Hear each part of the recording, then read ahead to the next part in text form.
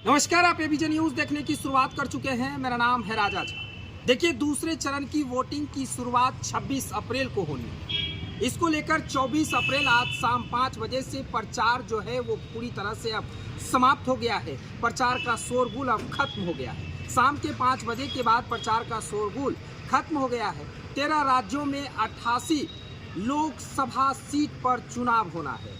देखिए, पूरे देश की अगर बात करें तो 13 राज्यों में 88 लोकसभा सीट पर चुनाव होना है। बात बिहार की भी करेंगे। बिहार के 5 जिले में लोकसभा चुनाव होना है। इस 5 लोकसभा चुनाव में हम तमाम तरह से आपको बारीकी से बताएंगे कि कौन सीट पर कौन किसको टक्कर दे रहा है। देखिए, पहले 5 सीटों में बात कर ले तो सबसे पूरा देश में हॉट सीट में शुमार बिहार के पूर्णिया लोकसभा सीट।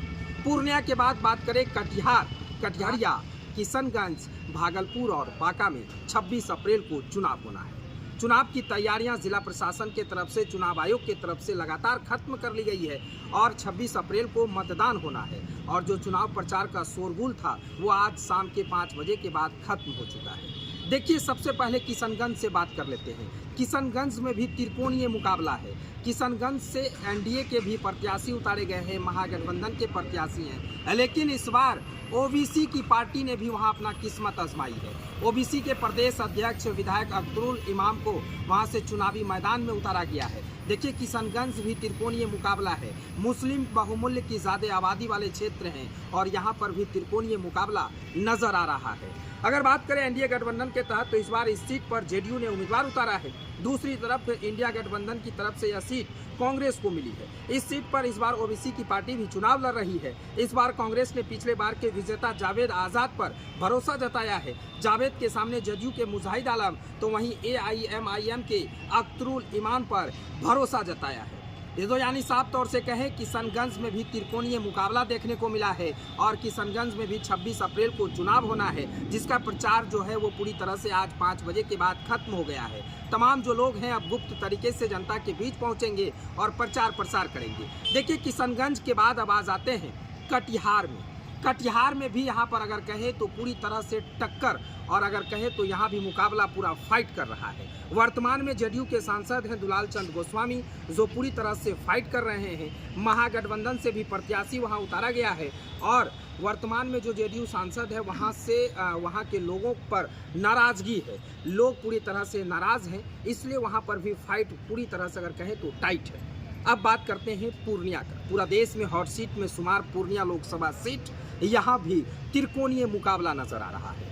एनडीए के और जेडीयू से उम्मीदवार कहें तो वर्तमान सांसद संतोष कुशवाहा पर नीतीश कुमार ने भरोसा जताया है, तो वहीं पर अगर बात करें तो महागठबंधन से बीमा भारती को आरजेडी कोटे से उम्मीदवार बनाया गया है। अगर बात आरजेडी बीमा भारती की कर लें तो बीमा भारती जेडीयू कोटे से पहले रुपौली विधानसभा से विधायिका थी और फिर जेडीयू को इस्तीफा देकर आरजेडी ज्वाइन की और उसे उम्मीदवार बनाकर पूर्णिया लोकसभा क्षेत्र के लिए जनता के बीच पहुंचने के लिए भेज दिया। अब आ जाते हैं असली मुद्दा पर, जिनके वजह से पूरा देश ही नहीं पूरा विदेश तक गूंज उठा कि पूर्णिया भी लोकसभा क्षेत्र हॉट सीट बना है निर्दलीय प्रत्याशी पप्पू यादव को लेकर। देखिए, पूरा लोकसभा की बात करें तो पप्पू मैं नजर आता है और पूरे लोगों के तरफ अगर जुबानों पे नजर आती है तो सिर्फ पप्पू यादव ही सुनाई देता है। अब पप्पू यादव की चर्चा अगर करने थोड़ी सी बैकग्राउंड में अगर जाते हैं तो पप्पू यादव जन अधिकार पार्टी के सुप्रीमे थे और कई बार यहां से निर्दलीय प्रत्याशी के तौर पे भी चुनाव लड़ चुके हैं और जीत भी हासिल की है।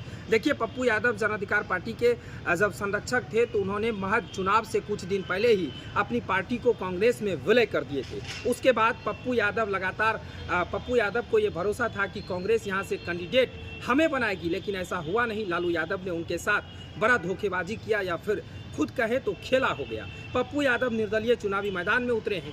पप्पू यादव का भी प्रचार जो पूरी तरह से जोर शोर से चल रहा था। आज तीनों कैंडिडेटों की अगर बात करें तो यहाँ से एनडीए के उम्मीदवार संतोष कुशवाहा भी हैं और ऐसा कयास लगाए जा रहे हैं कि अब आरजेडी कोटे के उम्मीदवार बीमा भारती से नहीं बल्कि संतोष कुशवाहा बनाम पप्पू यादव यहां से चुनावी टक्कर देंगे और यही दोनों में टक्कर होगा। ऐसा हम इसलिए कह रहे हैं क्योंकि चुनावी सभा का माहौल था। पिछले 2 दिन में जब तेजस्वी यादव यहां सभा संबोधित कर रहे थे तो तेजस्वी यादव साफ तौर से कह दिए थे कि या तो अगर आप महागठबंधन के बीमा भारती को जिताना चाहते हैं तो उन्हें जिताइए, नहीं तो फिर एनडीए को जिता दीजिए। लड़ाई दो लोगों से है, पक्ष और विपक्ष से। इससे उसके बाद जो है पूर्णिया लोकसभा क्षेत्र का माहौल कुछ अलग ही बन गया। अब लोग कह रहे हैं कि लड़ाई सिर्फ दो लोगों से है, संतोष कुशवाहा बनाम पप्पू यादव। देखना तो बड़ा दिलचस्प होगा 4 जून को कौन पार्लियामेंट पहुंचता है। देखिए, भागलपुर चुनाव आयोग की तरफ से तमाम जो तैयारी थी वो खत्म कर ली गई। सभी बूथों पर सभी जगह पर लोगों को भेजी भी जा रही है, सारा कुछ आपको बताएंगे। लेकिन त्रिकोणीय मुकाबला पूर्णिया में देखने को मिला। देखना तो बड़ा दिलचस्प होगा 4 जून को इस त्रिकोणीय मुकाबले में पार्लियामेंट कौन जाते हैं। फिलहाल ये खबर आपको